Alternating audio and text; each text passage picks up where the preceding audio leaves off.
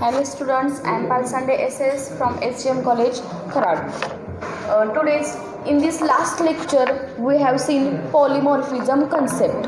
Then there are two types of polymorphism, compile time polymorphism and runtime polymorphism. Then compile time polymorphism implemented by function overloading and operator overloading. Then we have seen a point function overloading. हमने जो compile time polymorphism ने देखा था कि उसमें function overloading था, तो आज हम देखेंगे फंक्शन ओवरलोडिंग. तो फर्स्ट फंक्शन ओवरलोडिंग की डेफिनेशन में बता रही हूँ. Function overloading means we can define two or more functions with the same name in the program, but the different number of arguments or different number of parameters is called as a function overloading. हमने इससे पहले भी देखा था, constructor point में देखा था कि कंस्ट्रक्टर ओवरलोडिंग में क्या था कि कंस्ट्रक्टर का नेम जो सेम था, बट उसमें हम जो पैरामीटर पास कर रहे थे वो डिफरेंट थे. सेम पॉइंट है यहाँ पर भी फंक्शन ओवरलोडिंग का. ओवरलोडिंग ये मीनिंग वर्ड है, उसका मीनिंग ही यही है कि हमें सेम नेम लेना है. तो सेम नेम किसका, यहाँ पर क्या है, फंक्शन है, इसलिए हम फंक्शन का सेम नेम लेंगे. वहाँ पर हमने कंस्ट्रक्टर ओवरलोडिंग देखा था. ओवरलोडिंग मतलब सेम नेम कंस्ट्रक्टर का, तो वहाँ पर हमने क्या लिया था, कंस्ट्रक्टर का सेम नेम लिया था, लेकिन उसमें जो आर्ग्यूमेंट्स या पैरामीटर पास कर रहे थे वो डिफरेंट कर रहे थे. यहाँ पर फंक्शन ओवरलोडिंग देख रहे हैं, तो ओवरलोडिंग मतलब सेम नेम, लेकिन किसका सेम नेम, फंक्शन का सेम नेम. अब फंक्शन क्या, हमारे जो मेंबर फंक्शंस है, हम void, gate data, put data, ये फंक्शन का नेम देते हैं. तो हम यहाँ पर कोई भी फंक्शन का नेम ले सकते हैं. मैंने पहले भी बताया, ऐसा नहीं है कि कॉमन फंक्शन का नेम लेना है. कोई भी एक फंक्शन का name, gate data, put data, हमें ईजी आता है इसलिए वो हम देते हैं, लेकिन हम कोई भी फंक्शन का नेम देते हैं, लेकिन उससे पहले लिखते हैं वॉइड. देन यहाँ पर फंक्शन ओवरलोडिंग डेफिनेशन क्या है कि we can define two or more functions, एक से ज़्यादा functions. We can define two or more functions with the same name in the program, but different number of parameters and different number of arguments is called as a function overloading. मतलब हम जो gate data, put data, ये function का name देते हैं, तो function overloading में क्या करना है, gate data, gate data, gate data, same function के नेम लिखने हैं, लेकिन हमें क्या करना है, आर्ग्यूमेंट पास करने हैं. हम सेम नेम लिखेंगे तो क्या होगा, फंक्शन कॉल ही नहीं होगा कौन सा, इसलिए उसमें जो आर्ग्यूमेंट पास करते हैं उसके बेसिस पर हम फंक्शन को कॉल करते हैं. इसलिए हमें फंक्शन का नेम क्या देना है, फंक्शन के पैरामीटर्स डिफरेंट पास करने हैं. This is the compile time polymorphism, कि कंपाइलर को कंपाइल टाइम पे ही पता चलता है कौन सा फंक्शन कॉल करना है, क्योंकि फंक्शन के नेम तो सेम होते हैं. कौन सा फंक्शन कॉल करना है, ये फंक्शन को कंपाइल टाइम पे पता चलता है. कैसे पता चलता है, जो हम आर्ग्यूमेंट पास करते हैं उसके बेसिस पर पता चलता है. देन डेफिनेशन मैंने बताई, अब हम उसका प्रोग्राम देखेंगे तो आपको पता चलेगा कि फंक्शन ओवरलोडिंग क्या कंसेप्ट है. मैं एक प्रोग्राम, सिंपल प्रोग्राम लिख रही हूँ.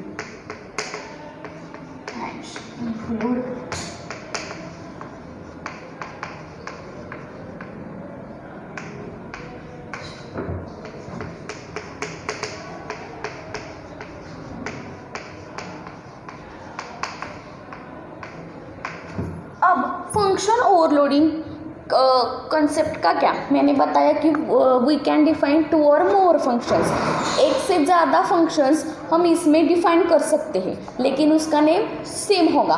तो उसका फ़ायदा क्या है कि this functions share the common name, the perform different operations. Different operation perform करने के लिए एक फंक्शंस कॉमन नेम शेयर करते हैं. डिफरेंट ऑपरेशंस मतलब एडिशन, सब्सट्रैक्शन, मल्टीप्लिकेशन, इससे पहले हमने देखा था कि हम एडिशन का प्रोग्राम अलग कर रहे थे, मल्टीप्लिकेशन का और डिवीजन का प्रोग्राम अलग कर रहे थे। गेट डेटा में हम क्या लेते हैं, वैल्यू एंटर करके लेते हैं। पुट डेटा में एडिशन का जो सिंटैक्स है, जो फॉर्मूला है वो लिखते हैं एंड द एडिशन इज ऐसे लिखते हैं, एडिशन का सब्सट्रैक्शन का। लेकिन फंक्शन ओवरलोडिंग इस पॉइंट की मदद से हम सेम ऑपरेशन कर सकते हैं, डिफरेंट ऑपरेशन परफॉर्म कर सकते हैं एक ही प्रोग्राम में। मतलब हम एक फंक्शन लेंगे उसमें हम एडिशन परफॉर्म करेंगे, सेकंड फंक्शन लेंगे उसमें डिवीजन, थर्ड लेंगे उसमें मल्टीप्लिकेशन। लेकिन हमें ये ध्यान में रखना है कि हमारे जो पैरामीटर्स है वो हम डिफरेंट नंबर ऑफ पैरामीटर्स हम पास करेंगे। एक फंक्शन में एक पैरामीटर पास किया तो दूसरे फंक्शन में 2 पैरामीटर पास करेंगे, सेम पैरामीटर 1 या 2 नहीं पास करेंगे। ठीक है, मैंने यहाँ पर हेडर फाइल इंक्लूड करके ली है। देन नेक्स्ट हम क्लास कंसेप्ट यूज करते हैं, लेकिन फंक्शन ओवरलोडिंग के प्रोग्राम में मैं क्लास कंसेप्ट नहीं यूज करने वाले अलग। तो मैं सिर्फ हमारे जो फंक्शंस होते हैं वो पहले डिक्लेयर करके लेने वाली हूँ एंड देन उसको डिफाइन करके लेने वाली हूँ। फर्स्ट डिक्लेरेशन मतलब सिर्फ लिखूंगी कि कौन कौन से फंक्शन हम प्रोग्राम में यूज करने वाले हैं। देन फंक्शन कैसे लिखते हैं, return type and then function का नेम। मैं यहाँ पर फंक्शन का नेम जो हम गेट डेटा पुट डेटा देते हैं उसके और नहीं ले रही हूँ, मैं ऑपरेशन ये फंक्शन का नेम ले रही हूँ। void is the return type and operation is the my function name। आप यहाँ पर कोई भी फंक्शन का नेम ले सकते हैं। मैंने ऑपरेशन ए फंक्शन का नेम लिया है, आप कोई भी ले सकते हैं। मल्टीप्लिकेशन ऑपरेशन लिया है तो आप कोई भी नाम दे सकते हैं, आपका खुद का नाम भी दिया तो भी चलेगा। void is the return type, operation is the function name, this is the first function। अब मैं उसमें एक आर्ग्यूमेंट पास कर रही हूँ and then semicolon. 8 is the data type and x is the my argument name और parameter name. हम parameter कैसे पास करते हैं, data type and then parameter का नेम लिखते हैं। This is the first function and then second function overloading में क्या करते हैं, हम 2 और मोर फंक्शंस डिफाइन करेंगे, लेकिन कैसे, सेम नेम से। इसलिए मैंने एक लिया और दूसरा ले रही हूँ सेम नेम लेकिन पैरामीटर डिफरेंट।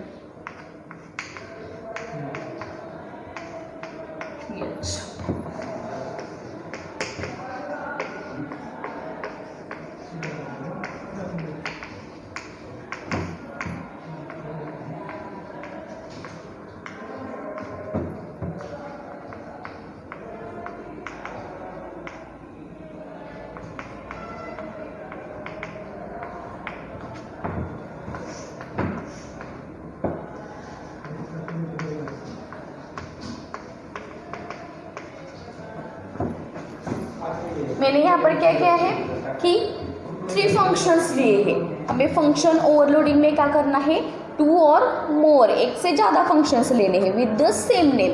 मैंने यहाँ पर 3 फंक्शंस लिए हैं, सिर्फ डिक्लेयर किए हैं, डिफाइन नहीं किए हैं। This is the declarations. मतलब डिक्लेयर करना है, मतलब जो फर्स्ट लाइन होती है तो लिखी है मैंने एंड लास्ट में सेमीकोलन दिया है। तो मैंने पहला फंक्शन लिया है void ऑपरेशन, फंक्शन का नेम सेम लेना है एंड देन उसमें एक आर्गुमेंट पास किया है, डेटा टाइप एंड आर्गुमेंट का नेम। देन सेकंड फंक्शन पास किया है तो उसमें 2 आर्गुमेंट पास किए हैं, int r and int h। And third function लिया है उसमें 3 आर्गुमेंट पास किए हैं, लेकिन डेटा टाइप का नेम क्या दिया है, फ्लोट दिया है। Float l m and n, ये 3 आर्गुमेंट मैंने पास किए हैं, कॉमा बीच में दिया है। देन अब हमें फंक्शन, ये है फंक्शन ओवरलोडिंग की डेफिनेशन हो गई कि we can define 2 or more functions with the same name.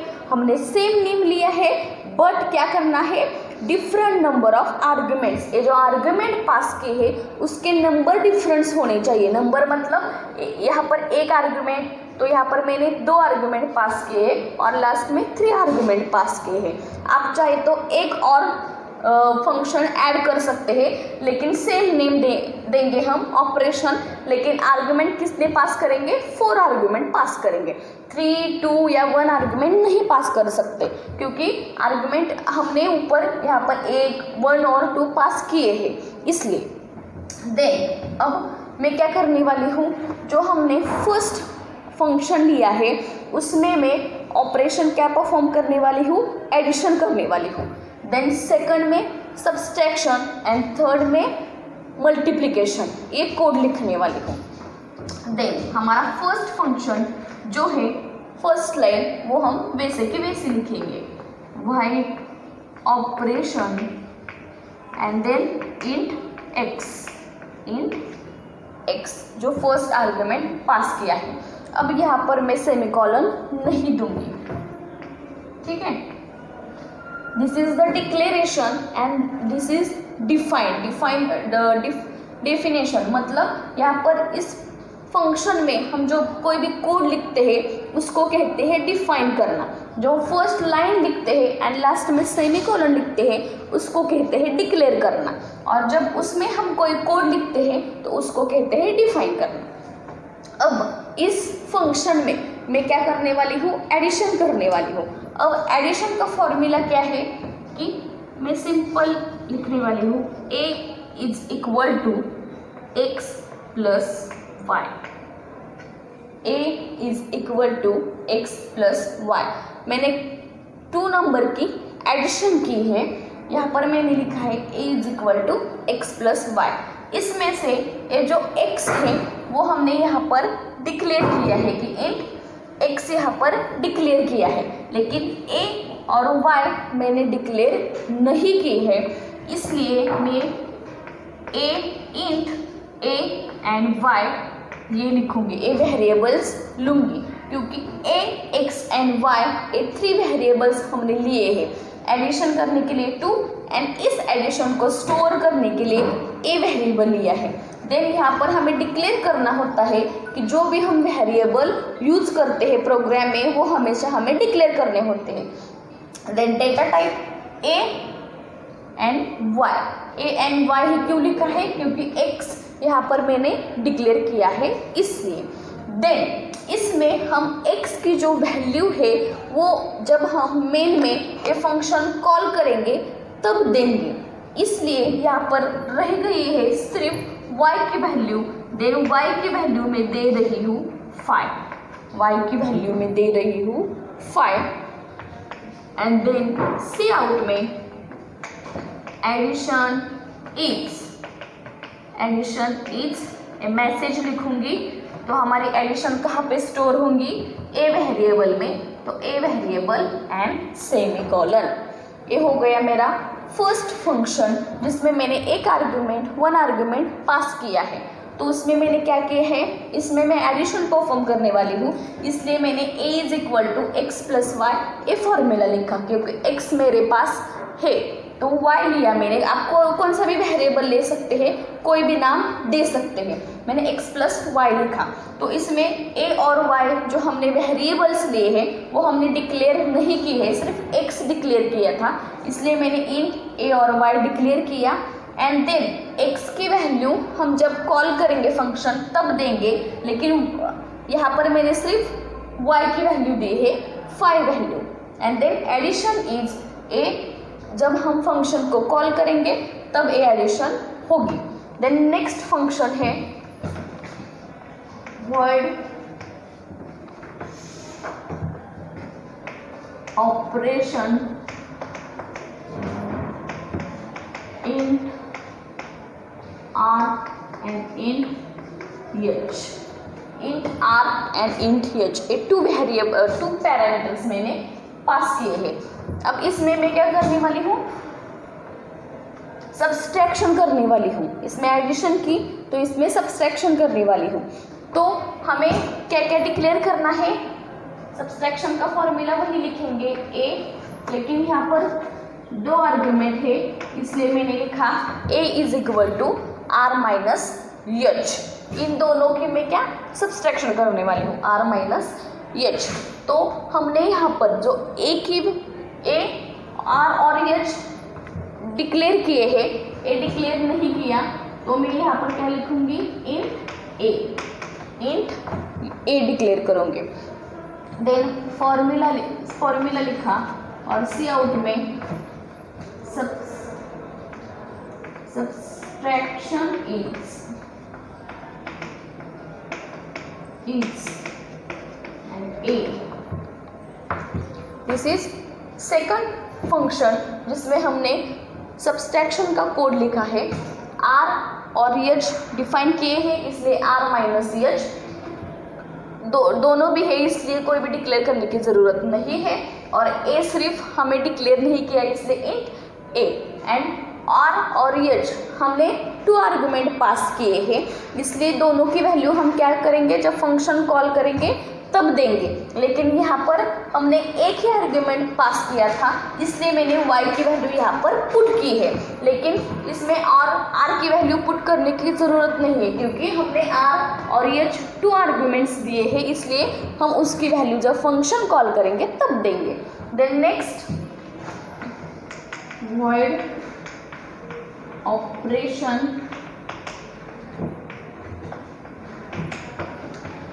Float L float M and float N। Three argument pass किए हैं, थ्री पैरामीटर्स पास किए हैं, float L, M and N। तो यहाँ पर मैं मल्टीप्लिकेशन करने वाली हूँ। A is equal to L into M into N। A formula लिखा मैंने, A is equal to L into M into N। Then declare क्या करेंगे, सिर्फ a डिक्लेयर करेंगे क्योंकि L, M एंड N हमने पैरामीटर डिक्लेयर कर दिए हैं इसलिए। देन यहाँ पर सी आउट में क्या लिखेंगे, मल्टीप्लिकेशन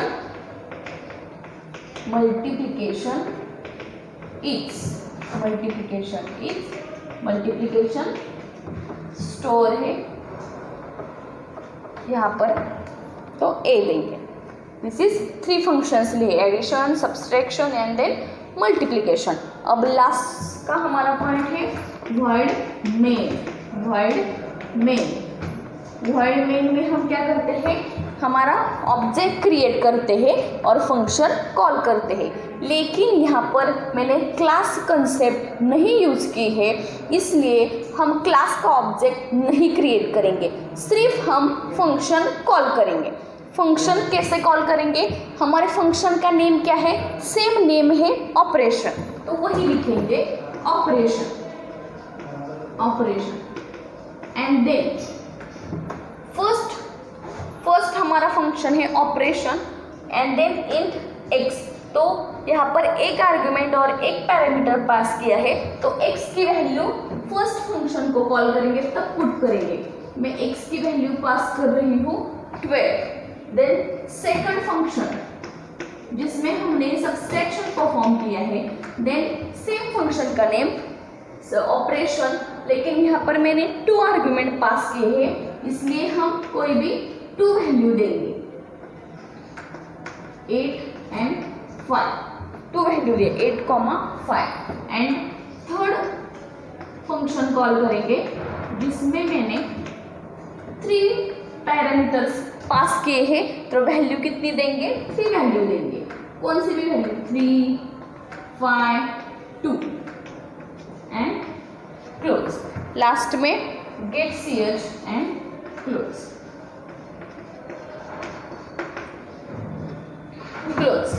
अब यहाँ पर क्या होगा, a function call first matches the number and the type of arguments then calls the appropriate function for execution। अब यहाँ पर क्या होगा कि कौन सा फंक्शन, क्योंकि फंक्शन का नेम सेम है तो कौन सा फंक्शन कॉल होगा ये कैसे डिसाइड होगा, तो कंपाइलर क्या करेगा कि जो नंबर है एंड टाइप ऑफ आर्ग्यूमेंट्स है वो मैच करके देखेगा। मैंने मैंने बताया आपको कि हमारा जो C++ का प्रोग्राम है उसका डिज़ाइन कैसा है, बॉटम टू अप अप्रोच है। बॉटम टू अप मतलब जो मेन में हमने लास्ट में फंक्शन कॉल किया है उससे हमारा फंक्शन एग्जीक्यूट होना, प्रोग्राम एग्जीक्यूट होना स्टार्ट होता है, रन होता है। देन जो हमारा फर्स्ट फंक्शन है ऑपरेशन, जिसमें हमने 1 वैल्यू पास की है, तो कंपाइलर क्या करेगा, चेक करेगा कि एक ही नंबर है तो एक ही नंबर में एक ही आर्गुमेंट कहाँ पर पास किया है।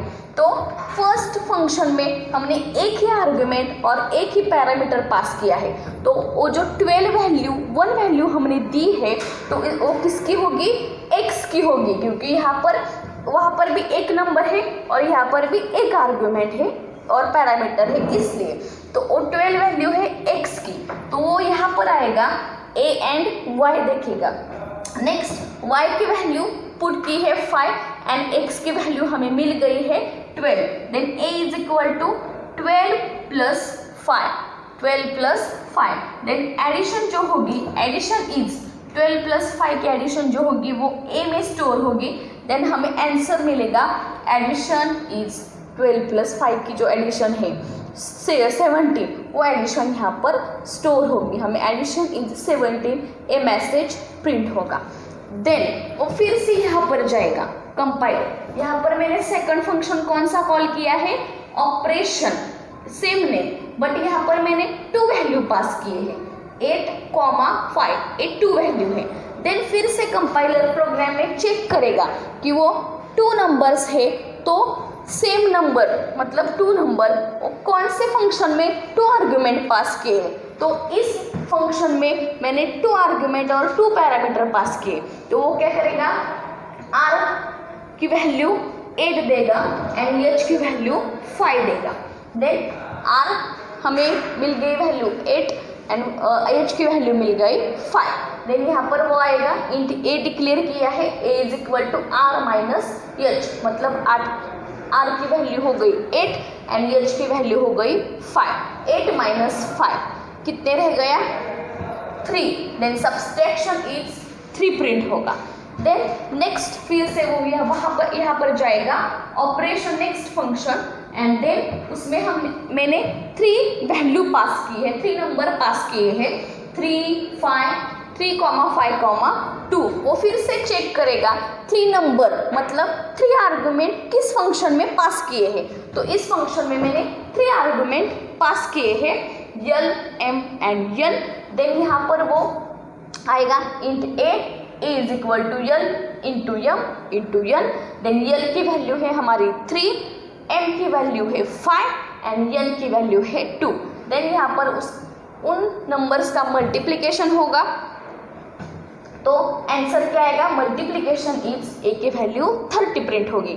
तो हमें लास्ट में आउटपुट क्या मिलेगा, addition is 17, subtraction is 3 and multiplication is 30।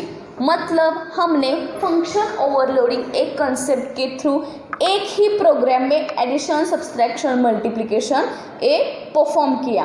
कैसे, सेम नेम लेके फंक्शन का, लेकिन उसके जो आर्ग्यूमेंट और पैरामीटर डिफरेंट पास किए। This is the function overloading concept. A function we can define function with the same name, we can define 2 or more functions with the same name but different number of parameters। अब यहाँ पर आपको और multiplication perform करना है, तो क्या करेंगे, सेम नेम लेंगे, void return type operation and then यहाँ पर ब्रैकेट में कितने पैरामीटर्स पास करेंगे, 4 पैरामीटर्स पास करेंगे, इंट l, x, y, कोई भी आप नेम ले सकते हैं। देन यहाँ पर क्या लिखेंगे, ऑपरेशन एंड देन उसका कोड लिखेंगे एंड देन ऑपरेशन, लेकिन ब्रैकेट में 4 नंबर पास करेंगे, तो आपको और भी मल्टीप्लिकेशन, सब्सट्रैक्शन कुछ भी परफॉर्म होगा। This is the concept of function overloading. Thank you.